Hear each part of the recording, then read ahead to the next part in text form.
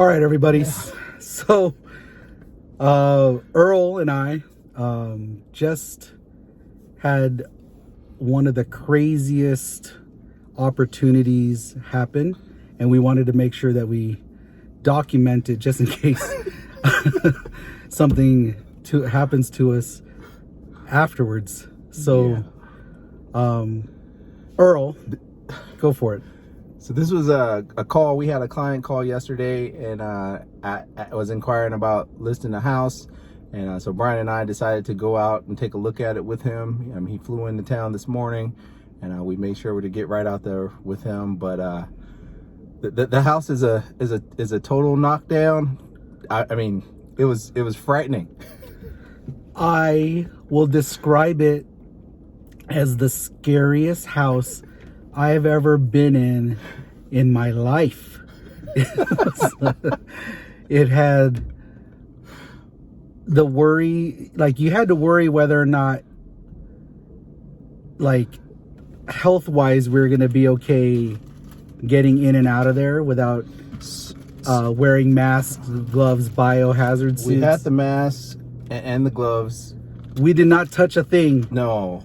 But whether or not we need to melt our shoes in a safe area, like launch them to the moon, kind of, to like we're keeping ourselves in the car right now because we don't know if it's safe for our shoes to leave the car.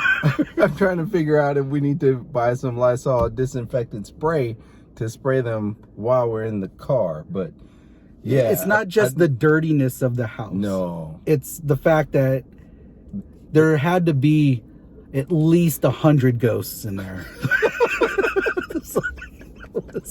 The scariest house, like every single known biohazard or maybe disease that's ever came across on the earth has got to be in there at some point. Bacteria, the disease, the ghosts. There was a really creepy room in the house with a bunch of antique dolls and things. It was.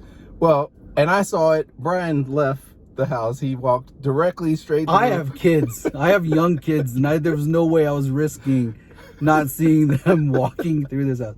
The house, the carpet, there was no carpet. It was 2 inches of hair on the floor in different patterns.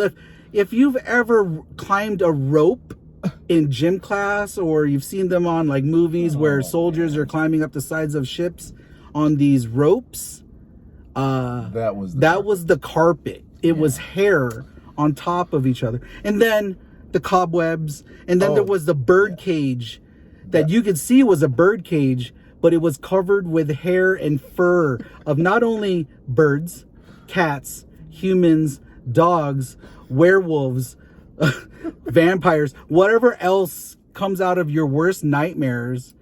The hair was there. Yeah. And I'm 6'1", and every time I walk through a room, I almost hit a cobweb on my head. I mean, it was pretty bad. I'm probably gonna have nightmares tonight. There is an opportunity for us to probably list the house. The house won't be there. No. Hopefully they tear this thing down, have a seance, have the old little white lady from Poltergeist come in there, clear the home, do something, because that land is definitely, it's an older home built in the 30s, 1939 for sure. There's a basement down there with some bodies that have souls that haven't moved on, so it's definitely haunted. Yeah, it was a pretty interesting experience, to say the least. But either way, we'll sell the house and deliver excellent service. Always. Should we leave it there? I think that's good. And if this is by chance the last video that I ever do because I die from some kind of hantavirus from the house or anything like that, I just want to make sure Veronica gets everything and my kids get everything. And Same Selena and B, you guys take care of the brokerage. Yep. I love you all.